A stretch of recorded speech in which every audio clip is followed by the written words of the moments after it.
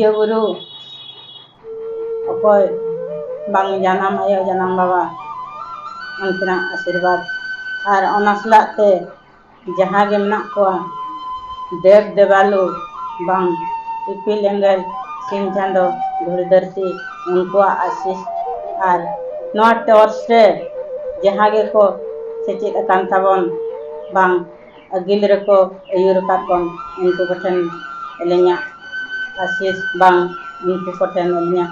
God बांग जोहार तो जहाँ गे को सेटर अकान ताबन नोंडे नोआ मंथली मीटिंग बा मासरिया एग्जीक्यूशन मीटिंग रे सेचित अकान को बोहा मिश्रा को जतो को गे एलेnya जोहार तो नोआ दो हुयुक कना गुरु को अयुर ते तेहें नोआ धरती रे बन ताड़ाम का तो जहाँ गे हुयुक आयोयन कि बाबायन बोहायन मिश्रायन बांग साउता रे अबोरिन जहाँ गे को ताड़ाम का जहाँ गे हर डहर दिशा उदुग को उनको को हुयुक कना अबोरिन गुरु लेका मान्य को न्यामा हुडिंगे हुई को चाहे मारांगे हुई को ओनासला दो चेत हो संपर्क बांग कना जुदी उनी लईया जथात रिया कथाय लईया गुण रिया कथाय लईया बांग अकिल ज्ञान रिया कथाय लई कना उनी हुई कना अयुरिया बांग गुरु कना जहां दिशे होराय उदुगेत कान उनी गे हुई कना गुरु तो तेहें उड़िया मितंग गाथा को लईया तुलसी दो हुडिंगेन बांग मारांगेन झतो गे को मनाव उनका गे ज्ञान अकोय ललई कान बांग अकोय चचलाव कान बांग दिसोम अकोय सुसरेत कान उनी दो गुरु कना तो उनी हुडिंगे हुई को चाहे मारांगे हुई को जन्म रे ओना दो बांग कना कथा दो तो अकोय दिशे होराय चचल कान माने उनी हुई कना गुरु गुरुआ नौकाना पदवी कना बांग अयुरिया नौकाना धन कना उनी झतो कोने हमाल गया तो नोआ कथा जहाँ को लईया वीर विक्रम दरबार रे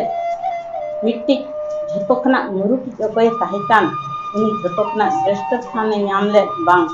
श्रेष्ठ जगह रे दूत लेन ताहि उनी कना कालिदास तीन जोखा उनी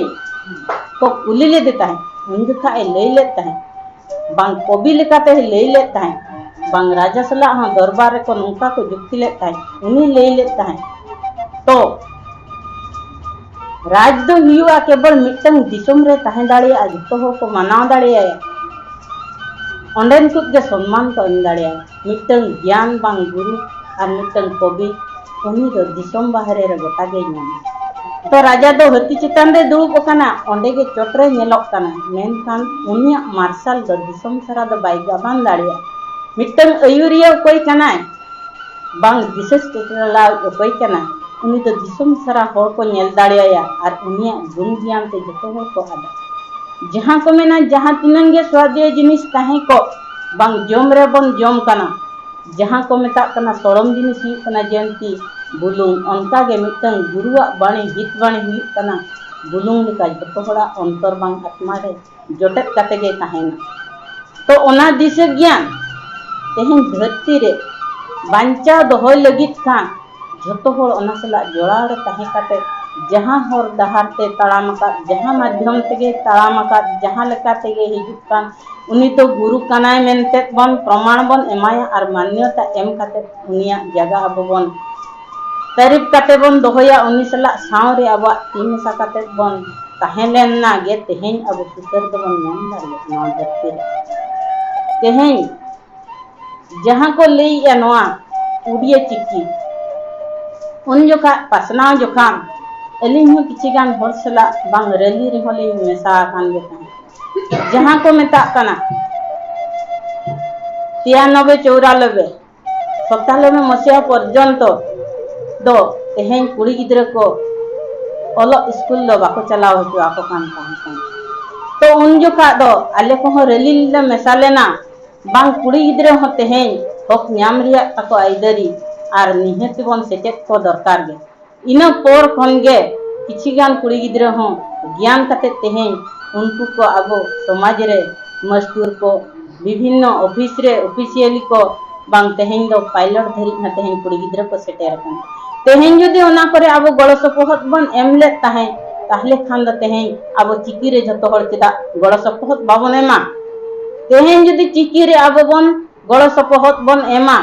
मेनखान अबुआ चिकी हं उनका गे रिलमाला गे मार्शाल मेनखान जतोना दो अब का जनाम खन बाबन बडाया ओना आड़ांग ते दो तेहें उनंग झल बन ताम दाड़ियादा मेनखान हराम को बुढ़ी को तीन जुका को मेने आले दो बॉयसे चबायन तालिया चेकली चिकैया मेनखान एसएसजी ग्रुप अतु अतु दुड़ुब कते ग्रुप मीटिंग कते अंकुड़ बंकुड़ रे हं दिकुते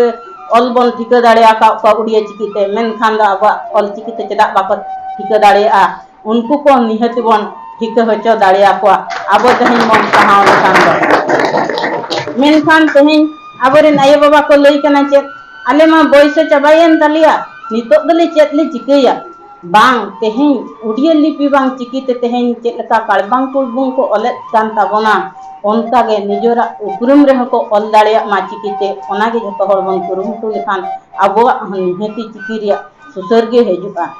तो तेहें नकिन गंके तिकिन ओना खातिर गिकिन कुरुमुटु किन छुटो का बांग आयो को बाबा को ओकोय तीन भूर के ताड़ामे दाड़िया कना इन भूर के कलबांग कुलबुंग तिकिन अजुर होचय कना ओना अकिन अड़ी मरांग सारहाव तकिन बांग अड़ी मरांग धैर्य ते तेहें किन तिये अकात कना तो तेहें ओना धैर्य आर ओना सहाव जतो हर बन सगुना तकिन खान मेनखान तेरदेक लेका गे तेहें मार्शल दो जुलुआ तेहें नोआ सिरजनिय सिंह चांदो बांग तेहें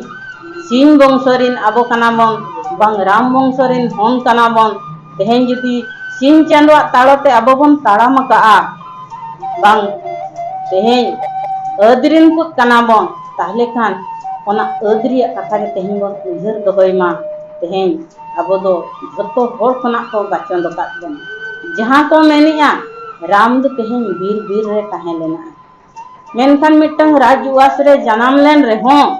बीर बीर रे तेहें ताहे काटे उनी जीवी बिताव ले ताहे ताहे चेदा बीर रे दो ओकोय को ताहे कना बांगा उनको दो जहां को ताहे कना जुगी ऋषि उनको को हुई कना जतो बीर रे को ताहे लेन मेनखान अबो दो उनको रिन गाना को कान थान दो बन तेहें बीर रे जुदी अबो बन ताहे लेना आदिवासी कना बन बांग बीर रिन को कान गिया बन तेहें जुदी सोतरे प्रमाण मेना ताबोना ताहले खान तेहें अबो ठेन ज्ञान ताहे कते रेहों अबो तेहें बाबन मार्शालो कना चिकेते बाबन एभेनो कना चिदा एभेनो आबन निहति कोयोगा बन मार्शाला बन आर ओकार तेहें बन तिंगुना ओंडे गे अबोरेन देव देवाले जतो गे को सरिया ताबन मेनखान दिकु होपन दो मिद हर गे बंगाया जतो हर दो बाको बंगाया मेनखान अबो खेरवाड़ा होपन दो जतो हर गे टिकी सबत काते बन चलाआ मिद हर जुदी बाय उनी दो केवले बंगाया मेनखान बाखेण दो अबो गे बन बाखेणा चिदा एना अबोरेन हपड़ाम को कोराव अगु काताबन जहां अबो गादेल हुयुक कना बांग जाहिर गाड़ खन आर ओड़ा करे खना हो तेहें आगे बंगा ठेन खन हो गोड़ा बंगा ठेन खना हो ओकोय बंगाई कान ताबना ओकोय नायके लेका बन तिंगु कादिया उनी दो बाबन बाखेण होचय कना आर आयमा हर तेहें मन बाखेणिया आर आयमा हर तेहें सफा सुथरा बन ताहेन कना तो तेहें अबो नोआ दो मिटंग संगठन कान ताबना बांग अबो दो एकाडेमी लेकान हर कना मन जहा एकत्र बांग खान दो एकला ते दो चेत कमी हो बाबन कमिया तो ओना गे तेहें बन दोहो अगु का बिहा बापला रे भांडान तेलहान रे मिद हर जुदी जहाना ए असुविधा लेन खा तेहें टोला सारा हर बन चला कना उनी गड़ो सपोर्ट बन एमाय कना तेहें नोआ सावता सुसर लगी खान दो चेदा जतो हर बन पछिला एनांग खन ओका लेका सावता बन सुसर अगु का सावरे बन दोहो अगु का तेहें उनका गे जतो हर सावते गे बन दोहो लेखान नोआ रिलमाला बन खर्चा दो बन सेटेरा आर अड़ी अलबत रे गे बन खर्चा दाड़िया तो तेहें जतो खना मेन रे कथा नितो सेटेर कान ताबोना अबो चिकी दुलर आर अबो सावता भुलई बन जतो खना बन मांग सेन बन अगुई लगित गे कुरुमुटु बन तो तेहें लई लेखान मा अड़ी गान कथा तो तेहें आरहो बहिया को मेना को ताबोना जतो हर गे किछि लई रे दाव मा मेना को ताबोना तो जुदी किछि गान लई तुलु नोंडे जुदी लिन भूल का ताबोना मेनखान जतो हर को ठेन गे इकलिन खोजो कना जुदी जो हर ठेन बेस संदेश गिलिंग अगू का तबना ताहले जो हर बेस सरहाव तलिंग पे नेगले तो हर ठेन जोहार।